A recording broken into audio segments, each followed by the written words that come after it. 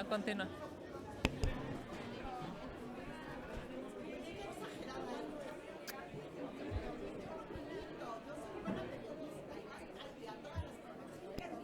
Sara, que te vaya muy bien. Muchas gracias a todas y a todos. A ver. ¿Son es la misma? Sí. Una gráfica de cómo ha caído el presupuesto. Muchas gracias. Buenos días a todas y a todos nuevamente. Gracias a mis compañeras y a mis compañeros en el Senado y en la Cámara de Diputados. Tenemos 4 participaciones en esta mañana, así es que, si me permiten, vamos a dar inicio a la conferencia del grupo parlamentario. El presidente López Obrador apuesta todas sus fichas a la militarización del país.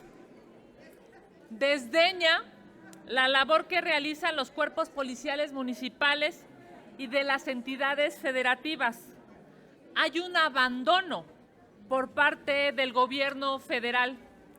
Como se desprende de esta gráfica, el recurso federal que se asignaba a las fuerzas locales de seguridad en materia de equipamiento, salarios y capacitación ha disminuido de manera terrible. En 2018, año en que entró Morena al gobierno, se habían asignado 14,000 millones de pesos para el fortalecimiento técnico y operativo de las corporaciones de seguridad en los estados de nuestro país. Pero para el 2022 solo son 8,000 millones de pesos. Esto es más del 40% han recortado. Lo anterior, ya que entre otras cuestiones el gobierno federal desapareció el Fortaseg, que servía para la prevención del delito, los centros de atención de emergencias, certificación y equipamiento de los policías municipales. Desmantelaron la estrategia para robustecer la seguridad pública de las entidades federativas y los municipios. La organización Causa en Común ha contabilizado del 1 de diciembre de 2018, cuando entró este terrible gobierno, al 11 de agosto de 2022, 1,660 policías asesinados en nuestro gobierno. Es terrible. Terrible porque este país pasa por una lacerante, aplastante, violenta agresión, incluso del propio gobierno para los policías de México. Las fuerzas locales necesitan un salario justo, seguros médicos de calidad, incentivos y profesionalización. Y cuando me refiero a las fuerzas locales, hablo de los estados, de todos los partidos políticos. Hablo de los 32 estados de esta república y de los más de 2,400 municipios. En muchos casos, con sus propios medios, tienen que adquirir uniformes, chalecos e incluso pagar las composturas de sus patrullas y hasta la gasolina. Un policía de Veracruz, por ejemplo, en promedio, ronda los 8,000 pesos mensuales. Ese salario es imposible de entender ante la riesgosa labor que realizan. En lugar de militarizar al país, señor López Obrador, se deben fortalecer las policías estatales y municipales. Ellos son los primeros respondientes y los más cercanos a la gente. Los recursos para las Fuerzas Armadas van en aumento, mientras que el apoyo para los policías locales es terriblemente castigado. Incluso en el informe de seguridad que este lunes se dio en Palacio Nacional, señalaron que en 19 estados hay más miembros de la Guardia Nacional que policías estatales y municipales. lo cual es una afrenta y una demostración del centralismo que este gobierno está implementando. Cierro diciendo, quedan 2 años para que la Fuerza Armada Permanente tenga por mandato constitucional que salir de las calles. Eso es lo que dice la Constitución, y sean los cuerpos civiles quienes brinden la seguridad al pueblo de México. Es necesario ya parar este debilitamiento de las policías estatales y municipales, y aquí estamos en Acción Nacional levantando la voz. Muchas gracias.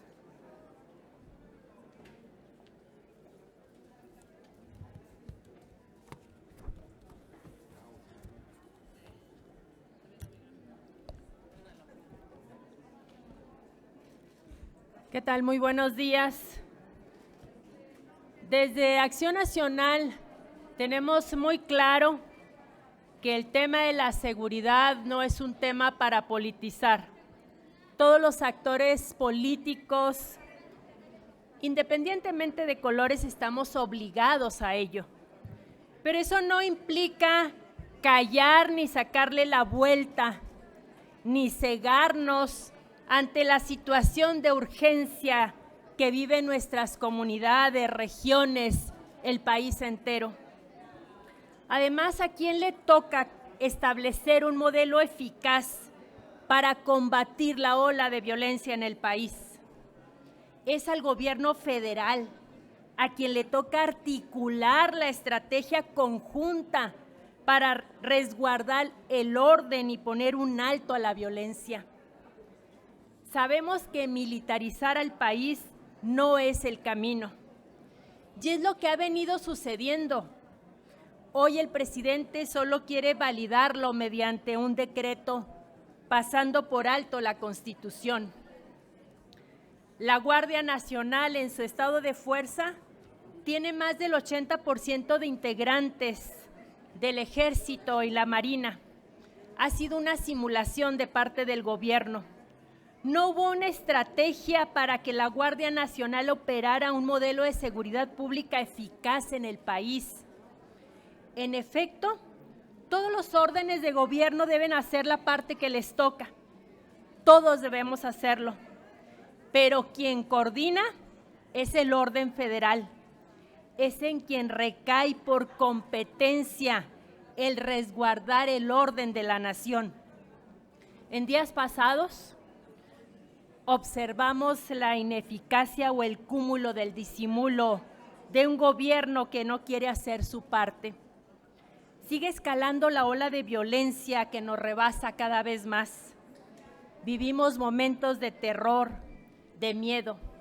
Lo acontecido recientemente cuando grupos criminales se fueron contra civiles inocentes.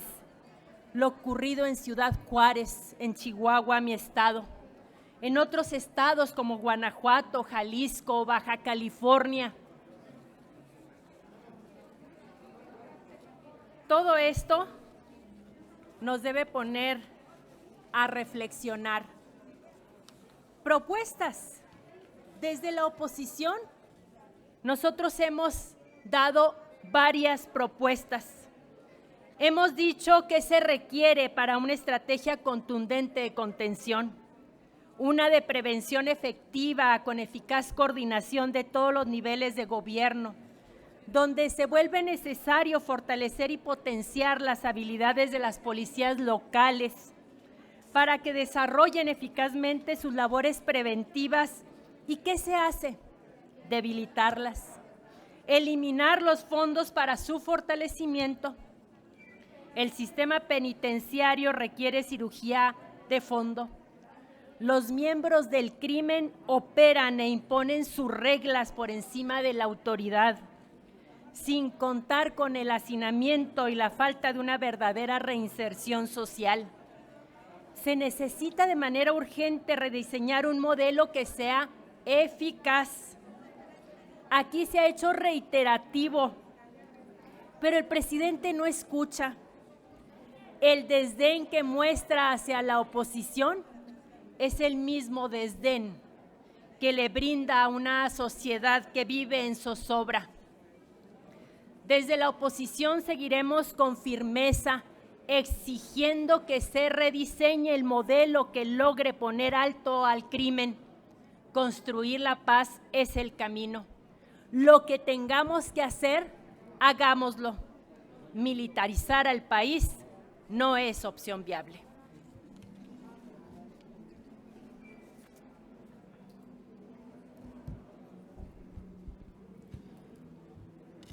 Morena ha perdido el control del país y ha perdido el control de Baja California.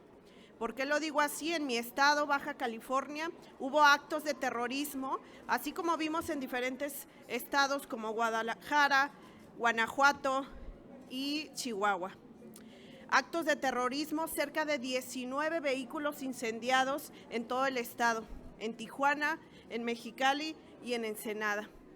Un pánico generalizado por todos los ciudadanos y un gobierno totalmente omiso y no haciendo frente con una estrategia clara de seguridad.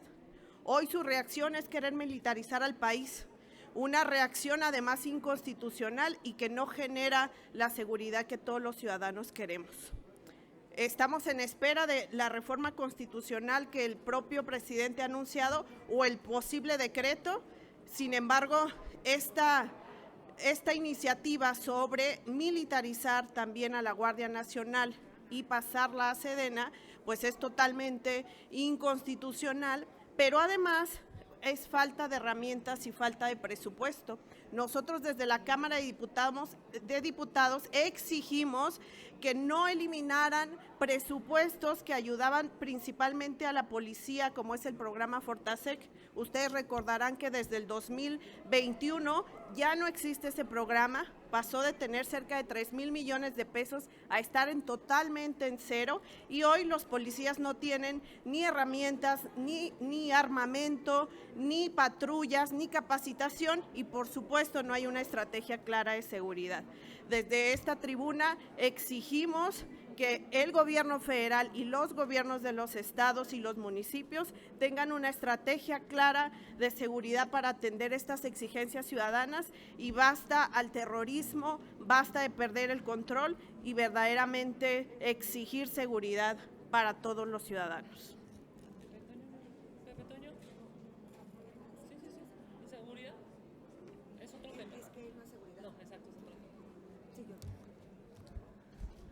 Buenos días, saludo a todos con mucho gusto. Pues adicional al tema de seguridad que aquí ya se ha planteado, la salud en este país sufre su mayor crisis en la historia. Si pudiéramos diagnosticar la situación, diríamos que está en etapa terminal. Después de la desaparición del Seguro Popular, la desaparición o eliminación del Fondo de Gastos Catastróficos, la pandemia. Hasta ahora nos quieren quitar los consultorios de las farmacias. Bueno, hasta lo que no se comen les hace daño. Ayer el subsecretario Hugo López-Gatell responde directo de la desastrosa gestión de la pandemia, directo de esta desastrosa gestión de la pandemia en nuestro país. Señaló Hugo López-Gatell que los consultorios en farmacias son un gran engaño, argumentando tendenciosamente que su único objetivo es vender medicamentos. Además, acusó que los médicos que laboran en ellas lo hacen en condiciones precarias.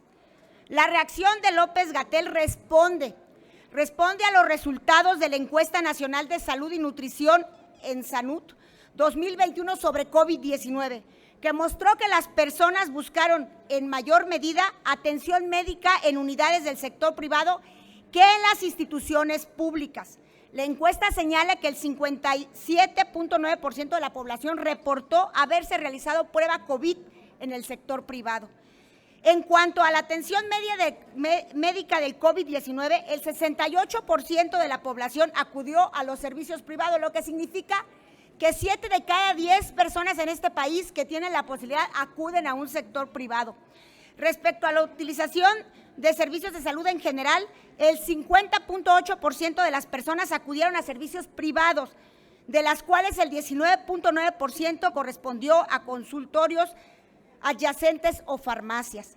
Estos resultados lo que denotan es la incapacidad, así como en el tema de seguridad, de este gobierno de López Obrador de prestar también servicios básicos de salud suficientes y de calidad a los ciudadanos, sobre todo para las personas que carecen de seguridad social, IMSS o ISSSTE, que es la mayoría, y por cierto, que después de esta administración ha crecido al eliminar el Seguro Popular.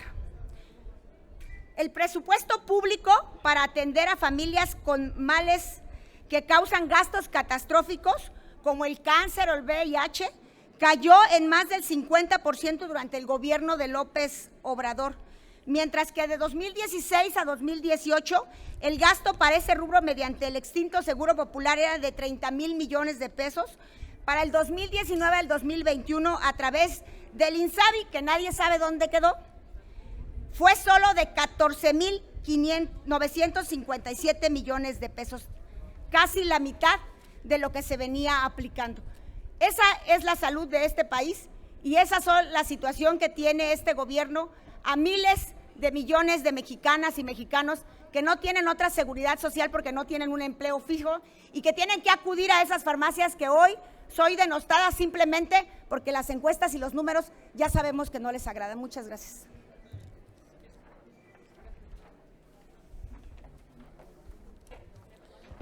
Muy buenos días.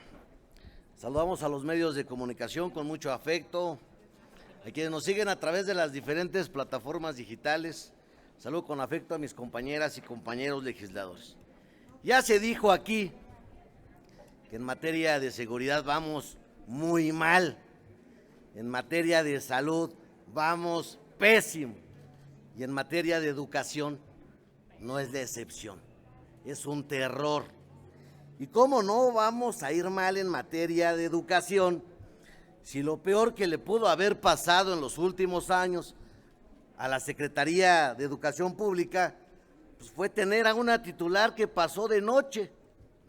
Su gestión al frente de ella no realizó cambios de fondo en beneficio de la educación de este país. No tuvo logros tangibles. Consideramos que Delfina Gómez se va de la Secretaría de Educación por la puerta de atrás, totalmente reprobada, con un desempeño totalmente gris y una gestión profundamente mediocre, que no estuvo a la altura de la dependencia y que seguramente será recordada como la peor secretaria de Educación que haya tenido paso por la Secretaría de Educación. Una secretaria que por su paso permitió que desaparecieran las escuelas de tiempo completo, sin importar el gran daño que esto ocasionara a nuestros alumnos. Una secretaria que por su paso se tiene una de las peores deserciones educativas, con poco más de 1,423,054 alumnos. Esto en materia preescolar, en materia de educación básica y bachillerato, que abandonaron las aulas mientras ella estuvo al frente, es decir, 3,558 alumnos diarios salían de la escuela sin oportunidades y sin alternativas para seguir estudiando, ya que ella estaba más preocupada por ocupar la Secretaría de Educación como trampolín político para ir como candidata al gobierno del Estado de México. La gestión de la maestra al frente de la SEP fue un total desastre. El rezago educativo, la diserción escolar, reitero, el retroceso educativo y un andar sin estrategia ni rumbo fueron el sello de los 18 meses que estuvo la maestra Delfina al frente de la Secretaría de Educación. A ella nunca le importó el mejorar el servicio educativo de nuestro país, a pesar de haber tenido la gran oportunidad de hacerlo. La maestra Delfina no solo le quedó mal a los mexicanos y a las mexicanas, sino también a las maestras y a los maestros, que día con día sí se esfuerzan por estar frente a grupo y dar lo mejor de ellos y enaltecer la educación de este país. Qué lástima que a pesar de ello en Morena se le siga premiando a quien además de no dar resultados, son delincuentes, como el caso de la maestra Delfina, quien es una delincuente confesa. Pues hay que recordar que cuando estuvo como presidenta municipal en el municipio de Texcoco, les quitaba el 10% a los servidores públicos. Esto para poderlo generar como aportación a su partido. Vergüenza le debería de dar a la maestra Delfina ir al Estado de México y pedir el voto a la ciudadanía para las próximas elecciones que se llevarán a cabo. Lo que ella debería de pedir es una disculpa sentida y real al pueblo de México por su mal desempeño en la SEP y por darle el dinero a su partido, dinero que le quitaba de ese diezmo que le pedía a los funcionarios en Texcoco. También es importante señalar que con la llegada de Leticia Ramírez como nueva titular de la Secretaría de Educación Pública, se premia nuevamente el amiguismo, el compadrazgo de la gente cercana del presidente, en lugar de que se premie y se valore la experiencia, la capacidad probada, los méritos profesionales y académicos, pues quien será la nueva titular de la SEP no tiene las credenciales que la valen para sacar adelante a esta secretaría tan importante y fundamental en el desarrollo de la educación en nuestro país. No tenemos rumbo y le deseamos éxito, le deseamos suerte, pero tiene un gran reto. Espero que no siga como todos los que están dentro de la administración de López Obrador, sumisa, sin que veamos realmente la realidad de los problemas que tiene México el día de hoy. Muchas gracias. ¿Alguien más? Hola, ¿qué tal? Yo soy senador de Querétaro. Estuve en la Secretaría de Gobierno y en la Secretaría de Educación. Querétaro es una de las entidades que tiene un buen sistema de seguridad.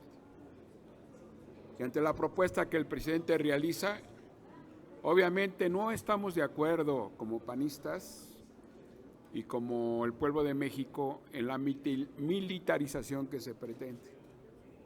¿Cómo le hicimos en Querétaro? Para que los estándares de seguridad sean aceptables. Coordinación, coordinación y coordinación. No subordinación. Sí respeto entre las tres áreas de gobierno, pero mucha coordinación. Es lo que hace falta en este país. Se ha hablado de las mesas de coordinación, que por lo visto son realmente un total fracaso. Ahora bien, en tema de salud, ya lo he comentado, hoy quien está sacando la casta es el Instituto Mexicano del Seguro Social, porque el INSABI ni siquiera ha nacido, ni siquiera nació, y hoy con el IMSS Bienestar es como quieren rescatar la pandemia general que tenemos en materia de pandemia, en materia de salud. Ahora bien, en el tema de educación ante el relevo, ¿qué podemos esperar? No podemos esperar nada más cuando los secretarios lo que hacen es ser subordinados sin cumplir al pie de la letra el capricho del presidente. Así se hace en Semarnat con lo del Tren Maya, así se hace en salud con la atención en pandemia y así se hace en seguridad con los abrazos y no balazos. De tal manera que no podemos esperar nada cuando cada mañana lo que se instaura es el capricho presidencial. Pueden pasar secretarios y más secretarios que en última instancia quien tiene la única palabra es el presidente de la República. Muchas gracias. Sí, si nos permitieran, tenemos una pregunta de parte de los compañeros de los medios. Les pregunta Gerardo Segura, de Azteca Noticias. Sí, buenos días. Quisiera preguntarles si ante la gravedad del asunto de la última ola de violencia que se han registrado los últimos días, es necesario que el gobierno considere como seguridad nacional el combatir a estos grupos delincuenciales y del narcotráfico, de la delincuencia organizada. Porque mucho se habla de seguridad nacional para otros temas, pero aquí es bien preciso que se le dé esta connotación de seguridad nacional al combate, porque bueno, pues se trata de proteger a la ciudadanía y a las instituciones. Esa sería la pregunta. Muchas gracias. Creo que en la pregunta está la respuesta. Eso es precisamente seguridad nacional. Para eso es el sistema de seguridad.